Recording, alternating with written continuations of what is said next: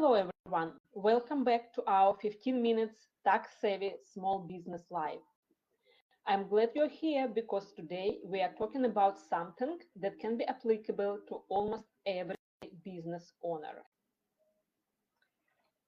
How to make the IRS pay for your next vacation legally.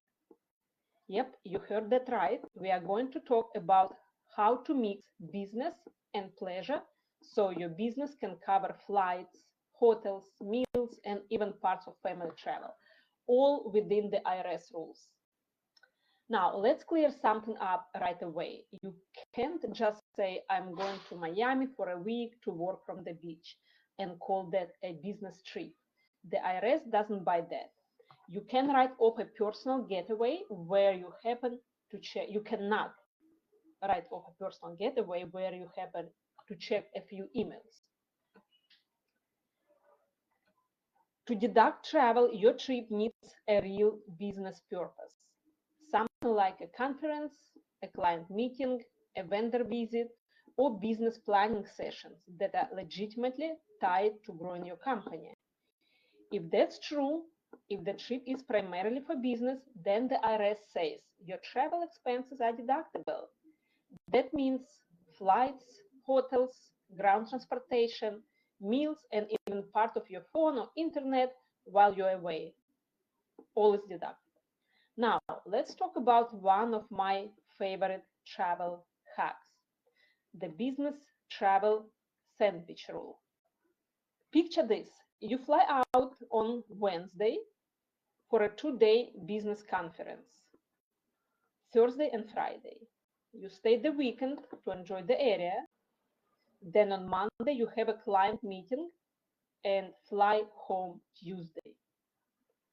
Because you had business activity both before and after the weekend, the IRS treats the weekend in between, Saturday and Sunday, as business days too.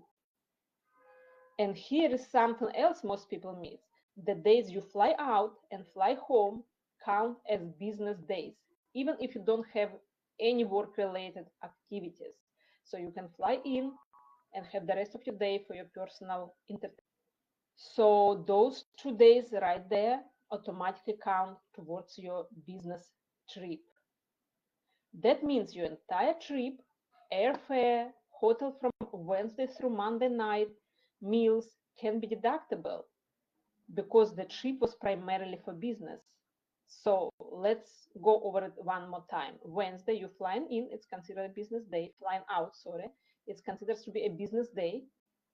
Thursday and Friday, you have a conference related to a business. Saturdays and Sunday, weekend. Monday, you have client meeting. And Tuesday, you're flying back home. 7 days, fully deductible. And only 3 days out of those was actually for business. So you got a relaxing weekend out of it, but it's wrapped inside a legitimate business trip, so your company can pay for it. So that's what smart planning looks like, using the rules the way they were written, not breaking them. Now let's talk about bringing your spouse. This one is interesting because a lot of people get it wrong. If your spouse doesn't work in your business, their travel is personal. You cannot deduct their flight or meals. But if your spouse is legitimately employed by your business, even if they're not drawing a cash salary, maybe they're compensated through health insurance or retirement plan contributions only, and they will actually help during the trip, then the expenses can be deductible as well. For example, if your spouse helps with event setup, takes photos, manages logistics, or assists with clients, that's real business work. And if that's the case, the airfare, hotel, meals can be deducted right alongside yours. The key is that they must be genuinely working, not just coming along for the ride. Now, the next thing we can think about, what about international travel? So let's talk about this. Can we do overseas the same what we just discussed? The answer is yes, but with some extra rules. Here how it works. If your entire international trip lasts 7 days or less, you count the day you return, but not the day you leave. Then, even if you mix in a little personal time, your full round trip airfare is deductible as long as the trip is mainly for business. If your trip is longer than 7 days, then the 25% rule applies. That means if less than 25% of your total time is personal, you can still deduct your full airfare. But if personal time makes up more than 25% of your trip, you will need to prorate.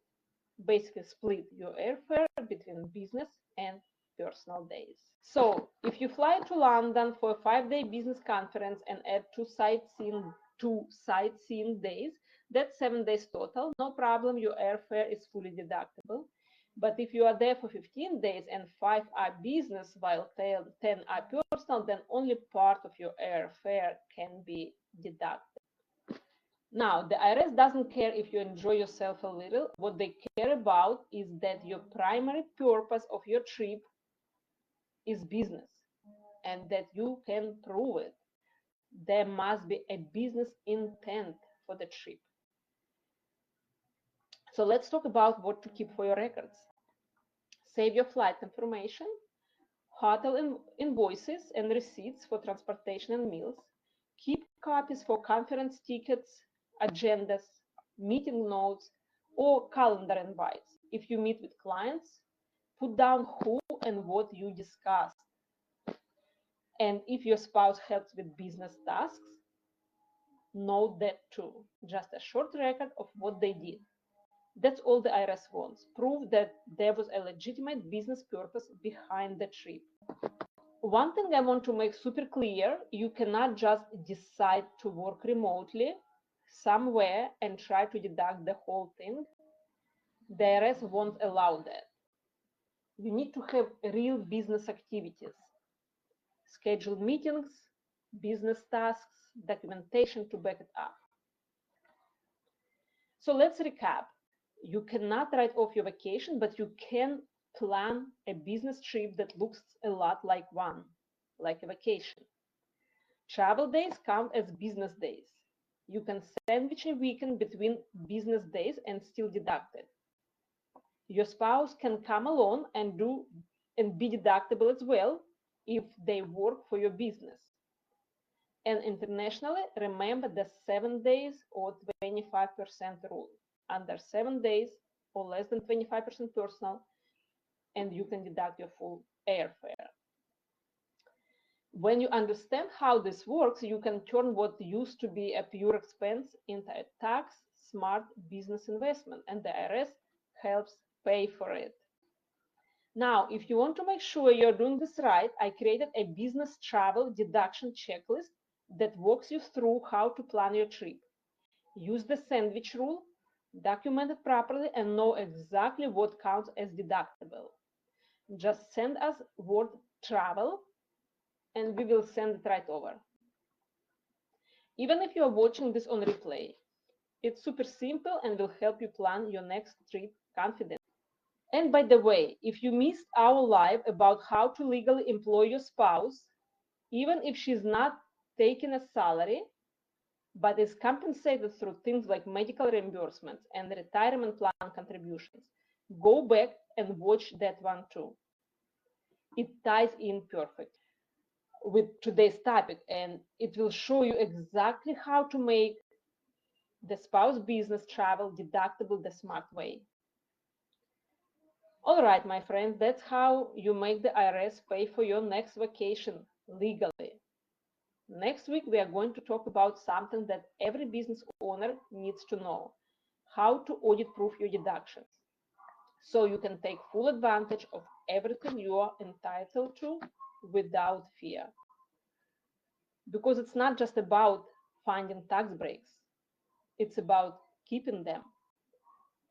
Thanks for hanging out with me today, and remember, it's not about how much you make, it's also about how much you keep.